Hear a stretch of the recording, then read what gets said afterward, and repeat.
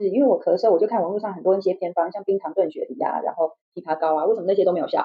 嗯，事实上呢，这些东西是有效的，但是你要看一个是体质，一个是咳嗽的时机。然后譬如说网络上有很多，譬如说口服定含的那种止咳的，或者是八仙果这些。那这些呢其实是滋润你的这个喉咙，让你镇定你的喉咙。就是有时候你想咳，然后你含着的话，你就觉得凉凉的，或者有点舒服，你就不会咳。那不会咳久的话，你自己的免疫系统它会去慢慢修复，那你慢慢其实也就会好。对，然后有一些呢，就像你刚刚提到的冰糖雪梨，那冰糖雪梨呢，它比较适合呢，就是说你久咳到最后，其实你的肺支气管这一带是有一点点受伤的。那冰糖雪梨呢，滋润你的这一线的支气管跟肺部，它是用滋润的效果，然后去修复这个部分，让你不会再继续咳。那还有就是说市面上很流行的枇杷膏，那它主要是里面比较有一些是凉药，凉的止咳的。那如果你的咳嗽是热咳，不是那种寒症，是热咳，那这个有效。那有一些寒症人咳到最后呢，还有包括他的体质是偏燥的，他也会变成热。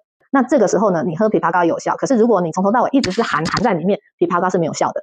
那还有呢，就是有人也会用喷蜂胶的方法，但它的机制是什么呢？它的机制是你蜂胶喷上去，除了润喉之外，蜂胶主要是还有一个很棒，就是它杀菌。你喷下去，然后它会在这个地方产生杀菌作用。所以你用蜂胶的话，你就是想到就喷一下，想到喷一下，一直在杀菌这个部分。然后让你的免疫系统起来，然后治愈也有效。当然最重要是还是要找中医师或是找医生判断你的状况是什么，然后去治疗。